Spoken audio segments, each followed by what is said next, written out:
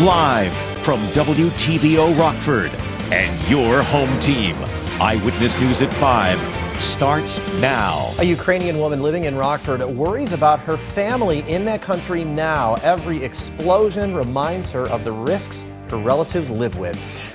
After 3 years on the job, more than 2 spent with COVID, Illinois' top doctor says she's ready to step down.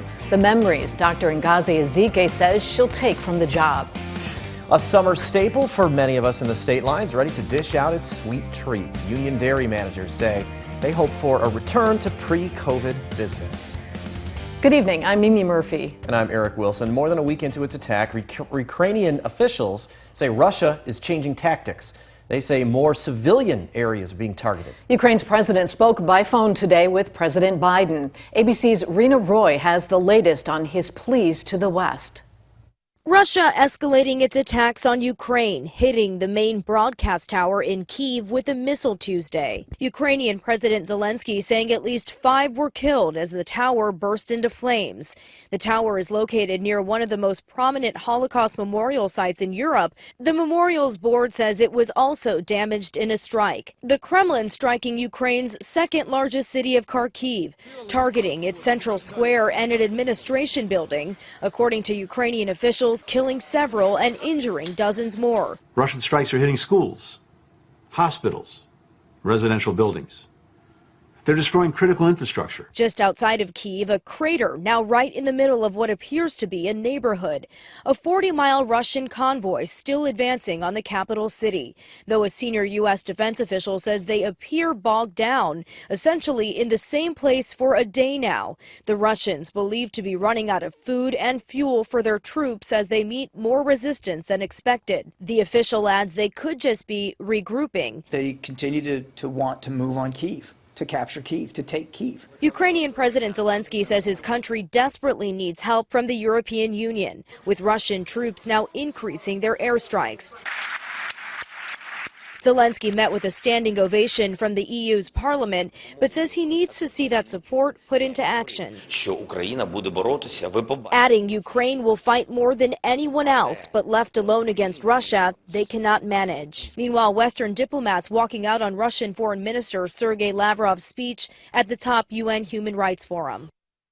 That was Rena Roy reporting. Watching the bombs fall and refugees flee Ukraine is tough enough, not knowing the people affected.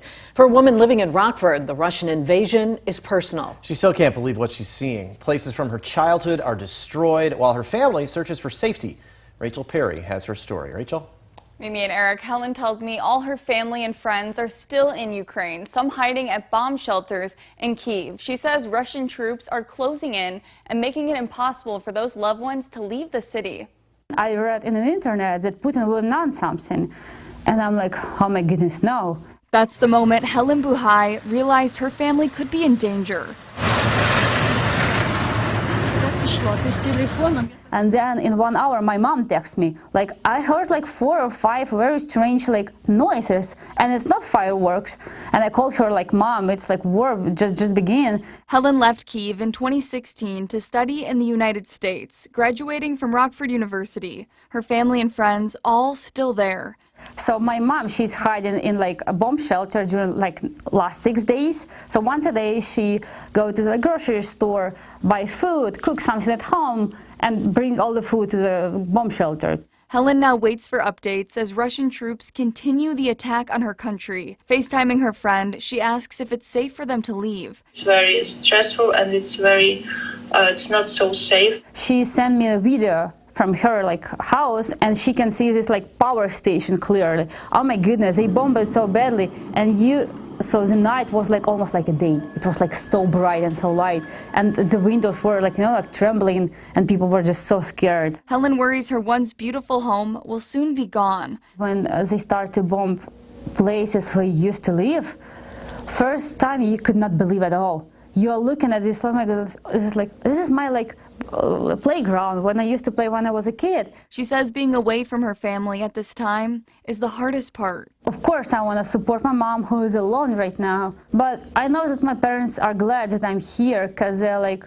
oh, she's like not here, she's safe. Helen is praying for peace and her family's safety. She has a few ways people can help support Ukraine. We've linked those resources on our website, mystateline.com. Mimi. All right, thanks, Rachel. Russia's invasion of Ukraine will play a big role in President Biden's first State of the Union address. He's set to deliver the speech in just a few hours.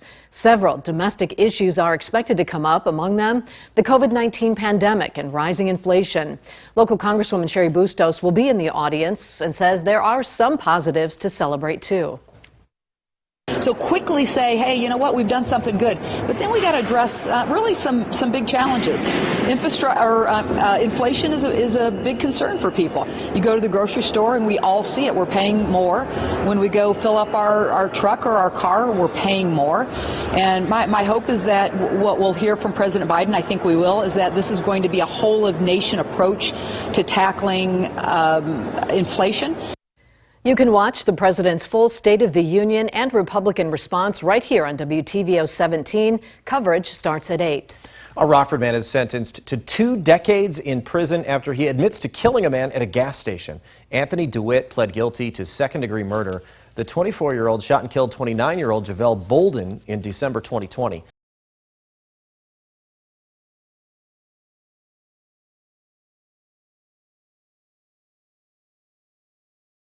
Police arrested him, they say, shot another man early last week. 33-year-old John Cooper is charged with attempted murder. Police were called to BJ's Auto on 11th Street last Monday. They found a 24-year-old victim at the scene. He was taken to a local hospital. Police tell us he is still in critical condition. Cooper is being held on $200,000 bond. He is due in court Wednesday. The face of Illinois' fight against COVID-19 announced this afternoon during a tearful news conference that she's leaving her post. Dr. Ezike has served as the state's public health director for the last 3 years. Ezike says she wants to spend more time with her family. Her last day will be March 14th. She says she's honored to have served the people of Illinois. All of the people and all of their stories I will carry always in my heart. I acknowledge and mourn with the families of all the lives lost, not just to COVID, but to gun violence, to suicide, to drug overdose, to racism, to cancer, and all the other diseases and ills. Governor Pritzker declared today as Dr. Ezike Day in Illinois. No word on who will replace her in the role. A local taste of summer is open for the season. Union Dairy in Freeport welcomed guests for the first time since fall. The shop is still hiring. Hours will vary as the store gets fully staffed. Union Dairy's general manager tells us after 2 years with COVID, the new season feels different.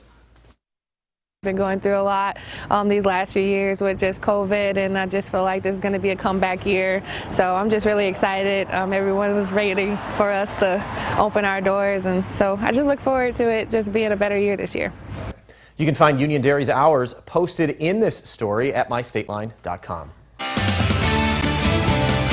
Rockford High School students need your help to draw attention to some of the area's most vulnerable. Rockford Lutheran is collecting unopened cans of food. The cans will be used to create a construction exhibit. Some specific brands and sizes are needed for students' designs. They're on your screen. Now, once complete, the cans will be donated to Carpenter's Place, the nonprofit's a day shelter that serves breakfast and lunch to guests. We're very excited, especially that young people in our community can do something hands-on to imagine how we can serve the homeless, how we can serve our unhoused brothers and sisters. They're doing something concrete, and they're the future of our society, and we're so excited. You can find more information on where to drop off cans at mystateline.com. As we head into spring, the City of Rockford's hoping you'll plant a garden. And City Hall will help you do it. Community Action Garden grants are available for any neighborhood group, nonprofit, or religious group wanting to start a community garden. The idea is to grow fresh produce while spending time outside in the fresh air and getting to know your neighbors. Program managers will help you find a plot of land for the gardens, and the grants can pay for everything from seeds to tools to even lumber to build elevated beds. We're coming out of a pandemic. We want to bring people back together. We want neighbors to get to know each other again. We want to see them build up that community. The city does ask you plant a row of veggies that will go to a local food pantry. Applications for grants are due Friday, March 18th. You can find out how to apply on our website, mystateline.com. Now, your First Warn weather forecast from Chief Meteorologist Candace King. Hope you were able to get out and make the most of this beautiful afternoon. Plenty of sunshine following that cloud cover we had out there earlier today. We've got a few clouds out this evening. A live look with our Merced Skytrack camera out in Rochelle, looking off to the northwest. Those mostly clear skies will fill with a little more cloud cover here as we go through the night tonight. Today, the beginning of March, also the beginning of meteorological spring. March, April, May, that 3-month period. But we're also getting into, or at least close to, severe weather season, and we could even have some thunderstorms here by the end of this week. As I talked about yesterday, this week, Illinois Severe Weather Preparedness Week. So tonight, we talk about the difference between a watch and a warning. When a severe thunderstorm, tornado watch, or any sort of watch is issued, that means you need to remain alert. There isn't an imminent threat right at that moment, but conditions are favorable for the possibility, or at least the potential, for strong, severe thunderstorms, tornadoes, so you can continue about your day. Just remember to remain alert. Severe thunderstorm warning, tornado warning, when that is issued, that is the time that you need to take action. You need to take the appropriate measures to make sure that you keep you and your family safe. Severe thunderstorms or tornadoes are expected or are occurring. So watch, remain alert, warning, time for you to take action. Now, there's actually different types of tornado warnings. You've got tornado watch warning and then a tornado emergency. Tornado emergency, kind of the higher end of things when we've got a very massive and destructive tornado that is on the ground. Severe thunderstorm warnings, those have actually been broken down into different categories. This is something new from the National Weather Service, actually just last year. While all severe thunderstorms are dangerous, not all of them create an equal amount of destruction. So depending on the threat level, wind and or hail, you're either going to have a tagline in that warning that has base, considerable, or destructive. A tag with destructive warning attached to it is actually going to set off that emergency alert on your cell phone if you have those activated. So that is something that'll be new coming up here for this spring and summer season. Fairly quiet for us tonight. Temperatures sitting in the 40s. That's where our weather watcher numbers are right now. 49 for Ken in Belvedere, 50 for Bob in Rockford, and 51 with a cloudy sky right now for Mike north of Forreston. We've had a few extra clouds kind of work in. Cold front sinking down to the south of us. We've got a pretty dry atmosphere overhead, so not concerned with any rain showers here for tonight. Temperatures will drop back through the 40s, the 30s, and into the upper 20s for the start of tomorrow. We are going to add in a little more cloud cover, though, for tomorrow afternoon as a low pressure system comes through, and that could actually bring us a quick sprinkle or two. Look, as we go through time with Futurecast, those temperatures, they'll warm up, but I do think we may see a sprinkle or two just as that low pressure pulls through. Behind that low, cold front comes in. That'll actually drop those temperatures down and keep our highs in the 30s here as we look towards Thursday afternoon. So it'll feel a little bit cooler there for Thursday, but the numbers will bump up as we get into the end of the week. So 50 again for tomorrow, 36 on Thursday, 40 for Friday, upper 50s, close to 60 guys potentially on Saturday, but it does come with a chance for some rain, some heavier rain, and we may have to watch some thunderstorms later in the day, and then watching a little more of an active pattern as we get into next week. Now sports with Sports Director Scott Lever. Well, the Blackhawks have their new general manager. He's the guy already in the house. Interim GM Kyle Davidson gets the job full-time. He's been in the Blackhawks organization the last 12 years, so he was there for the Stanley Cup championship years of 2013 and 2015. He's been involved in scouting, salary cap management, and analytics. Davidson started with the Blackhawks as an intern in 2010. Before that, he worked in 2010 briefly here in Rockford with the Ice Hogs as an unpaid intern. Rocky and Danny Wirtz believe Davidson is the guy to get the franchise back on the right track. This is the first decision in putting the right leader at the helm, who will bring in smart people around the table and building the very best processes to help them succeed and ultimately win. Danny, you've asked many of us in the organization to reimagine the potential of hockey, and looking ahead, this is such an exciting time for our franchise. I'm honored to carry out that vision. We plan on achieving success the right way. I share the vision of this leadership team to create a positive culture throughout the organization as well as the game of hockey. I promise to ensure respect dignity, and professionalism are reflected in everything we do. Davidson said the Blackhawks need a rebuild, not a retool. He wouldn't say how that rebuild will affect the futures of Patrick Kane and Jonathan Taves with the organization. Davidson said interim coach Derek King will be part of the search for a permanent head coach, and King will be interviewed for the job. Now, I asked IceHogs interim head coach Anders Sorensen today for his take on Davidson. Yeah, Kyle, he's a really good person. I think he's a sharp hockey guy. He's a sharp mind in general. So, yeah, I'm excited for him. I'm excited for the organization. So we're looking forward to it. Now that we've reached the beginning of March, the IceHogs have reached the beginning of their stretch run of the season. They're in position to grab a playoff spot if they can finish strong. They're currently 2 games over the 500 mark. They know it's time to add another layer of urgency to each game. Yeah, every game, every point matters. You know, our division is really tight. It's like each team's within a point. We're all around 500, just over. So every game you go into, it's huge weekends. You got to at least get the split. Yeah, I feel like as soon as you get into March and getting close to the playoffs, I feel like everybody steps up a little bit, and I feel like that's when the funniest part of the year starts. More tournament basketball on tap for tonight for the boys. At the 4A Huntley sectional, the E-Rabs will take on Elgin Larkin. At the 3A Crystal Lake South sectional, Boylan will play Burlington Central. In 3A at Bradley University, Rochelle will play Metamora. In 2A at Marengo, Rockford Christian will face Northwich Prep. And in Class 1A at Pecatonica will host Scales Mound. The highlights at 10.